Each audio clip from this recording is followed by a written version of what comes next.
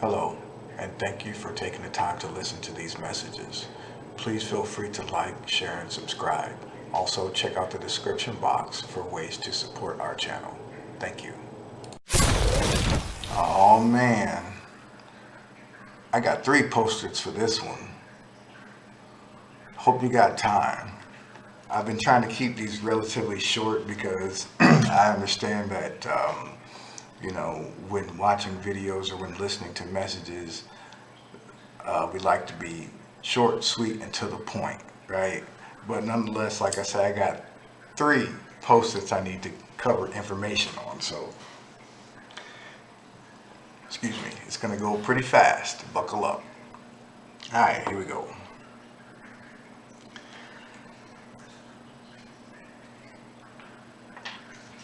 I just want to take a moment and say to everyone that even though we've got so many things going on in this country, in our political arena, our socio-economic arena, all different facets of our life we are being tested on right now.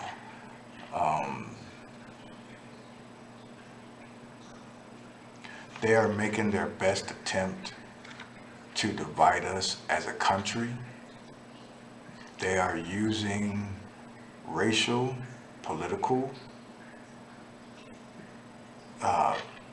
lines to divide us. And the one thing I want people to do is to, and I know it's hard. Myself personally, I had to become very balanced and very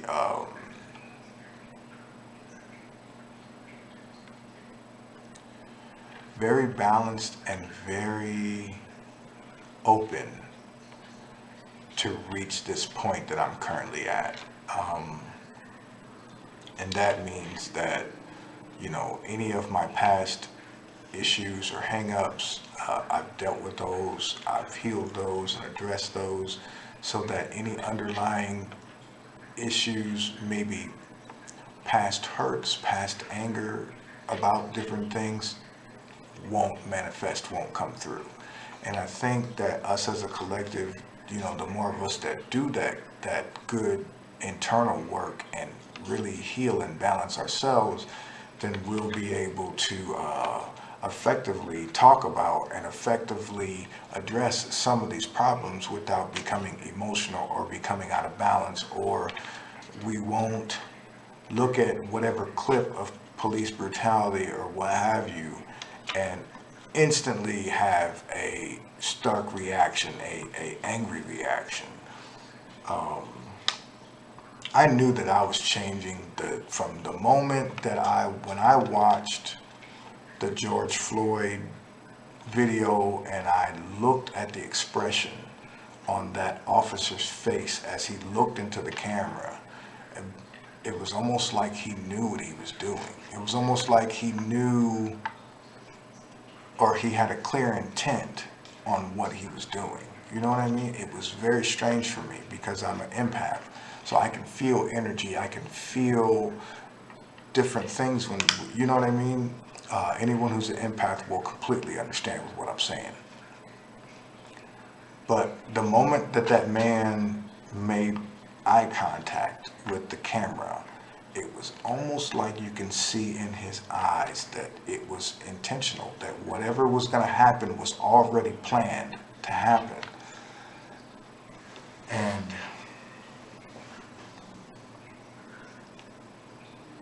after coming to a place of centeredness and a place of balance, I realized that you can never fight death with more death. You can never fight violence with more violence. You can never fight power with more power, because that is only going to bolster their argument, and it's only gonna empower them further to continue to use the same tactics and the same things that they've already used. When you start to riot, and when you start to do things that are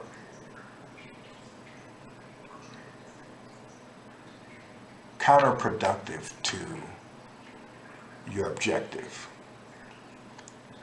What do I mean by that? If we're marching for peace, if we're marching for justice, if we're marching for equality, then no one affiliated with this movement, no one affiliated with this march or what we have going on should be committing violence. No one should be looting, no one should be doing any of that, because we're out here for peaceful means. And if anyone is doing that activity, then it's counterproductive to our reason for being out here. So we as a group, if we're going to be in the streets protesting and doing whatnot, we have to keep it nonviolent, and we have to police ourselves. If you see someone in your group, whether he's wearing a mask or not, white, black, it doesn't matter. If you see someone in your area, in your group, that is vandalizing, that is trying to cause havoc, you stop that person. You check that person right on the spot. Say, bruh, or nuh-uh, sis. We're here for a nonviolent, peaceful movement. We're not going to have any of that within our ranks. And until we step up and start to police ourselves, heck, if you put together an organized movement of protesters, then you need to appoint a sergeant at arms, so that that person can pick a security detail, and your sole mission is to observe the group and police yourselves. You police the group on your own, so that they don't have to come outside and do it for you, right? So the more that we hold each other accountable when we're out in the streets and when we're doing these different things, the better off we're going to be, and the less likely we are to be subject to police brutality and some of these other things. So as we're doing that, we have to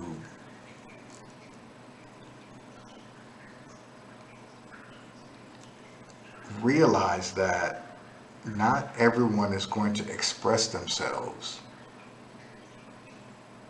the same way that I may, or that you may, whatever. There are people out there that are angry. There are people out there that want to see some stuff burn. I don't blame them. Do I condone it? Absolutely not. I don't encourage any of that. Do I understand it? Yes, I do understand it. I do understand the uprising and the overflow of emotions and anger. I understand that. Do I encourage that? No, I do not.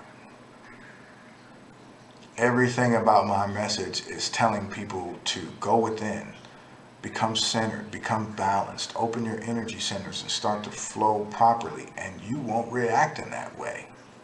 It doesn't matter what kind of clip they put in front of you. You can be like, oh wow, that was pretty foul right there. We need to do something about that. You're not going to go and fly off the handle and act irrationally. Not saying that none of that behavior is justified, because it is justified. It really is. After you look at a lot of the things that have happened in this country leading us up to this point, this is justified. Again, I don't encourage it and I don't support it. Absolutely not, because that gives them the power to put more boots on the ground, to bring in the National Guard to do these other things, and then now it's a whole problem. You see what I'm saying? If we would have just policed ourselves and had a nice peaceful movement and protest, and when we see those troublemakers in our midst or within our ranks, we pluck them out. You root them people out. You feel me? And then there's going to be no destruction of property, no loss of life. Don't bring a firearm, Mr. 17-year-old, whoever you are, to protect anything. It's not your job. It is not your job. That is the police's job to protect property and people. It is not, you don't be a vigilante and try to take it upon yourself to, that's how we're in a lot of this place right now. You've got a lot of people that think that they're entitled to take the law in their hands, or this person's out jogging, let me go investigate them, or this person is whatever, let me go see what this person's doing. It's none of your damn business. Mind your own business and worry about you. Worry about your own bubble. Worry about your family. That's it. Stop trying to control and worry about other people. I digress. I'm so sorry.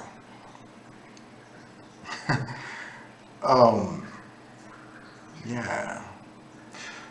But that's really the main thing that I want to speak to the people about was, when we organize and when we take to the streets and when we protest, we've got to do it in a way that doesn't give them the fuel that they need to, call in more troops to do whatever it is that they're going to do.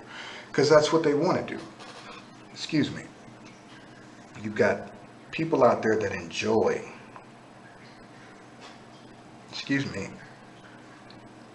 they enjoy exercising power and authority over other people.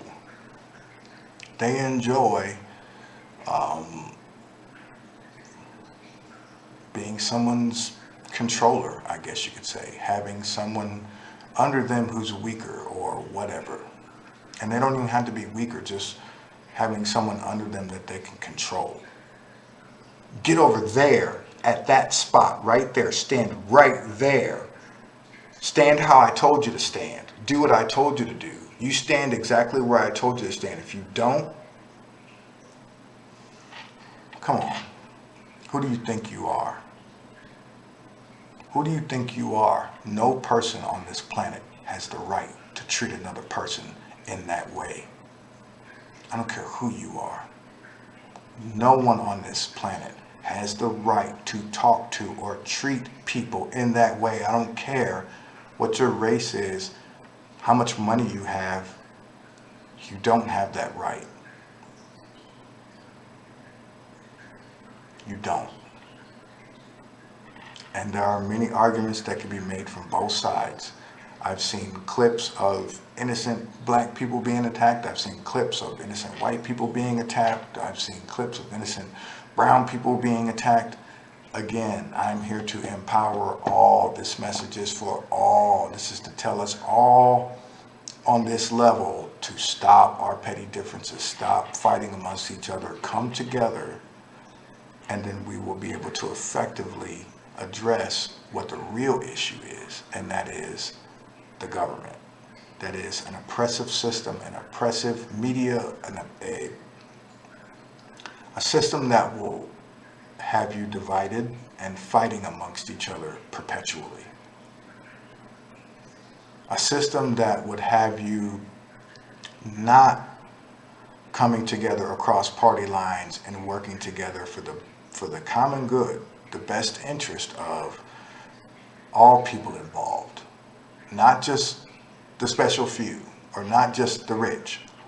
What's going to be best for all people involved? And until we get us as a community, a collective, thinking on those lines, and then once we're all thinking on those lines, then we can start to elect or replace some of these officials and have them reflect our thoughts, have politicians and a political system that reflect the collective consciousness of the people and not just of the rich or the lobbyists or the pharmaceutical companies or the whoever's, you know what I'm saying, or the banking cartels.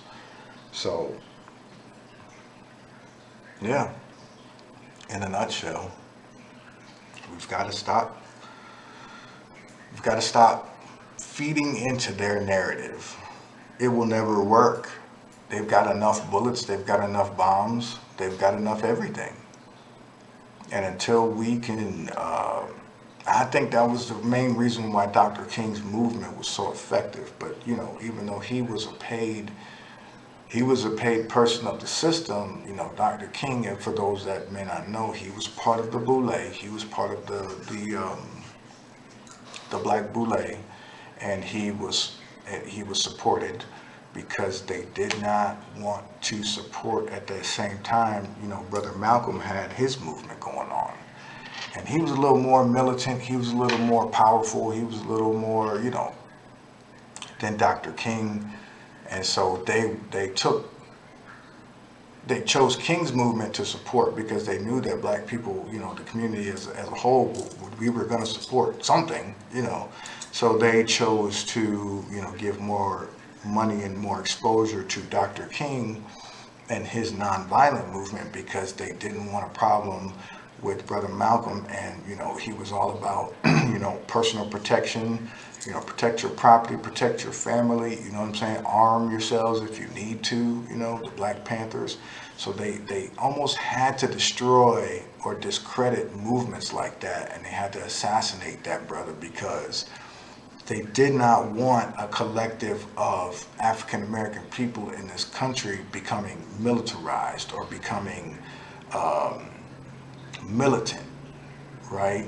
So they supported that movement, and but I think that was one of our most effective times was because we were able to allow the world to see us as, innocent people being, billy clubbed, fire hose, dogs, everything. You know what I'm saying? Like, and this is documented. This is video, photography, and we can take this evidence to the world stage. And I think that's what made Dr. King's movement so effective at that time was because he was able to take that argument to the world stage and allow the world to see that, hey, we are just innocent people here and look at what they're doing to us.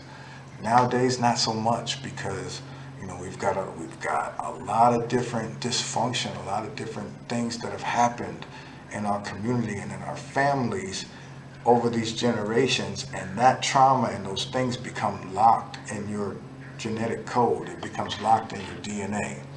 And so until we start to heal and start to unlock some of these things, then I truly believe that we'll continue to have those problems. But again, I just want to encourage everybody to stay in a centered place, stay in a place of neutrality and love. We cannot fight violence with more violence. We cannot fight death with more death. I'm tired of seeing people die. Matter of fact, I'm to the point now where even if I see a firearm, if I see a pistol, it almost makes me sick to my stomach. Seriously. There's no reason for it. Coming to the point that I've evolved to, I can understand why some people want no weapons, no firearms, no nothing on this planet. But there's a certain group of people that are fearful and they need those weapons to protect themselves and to protect the things that they've stolen.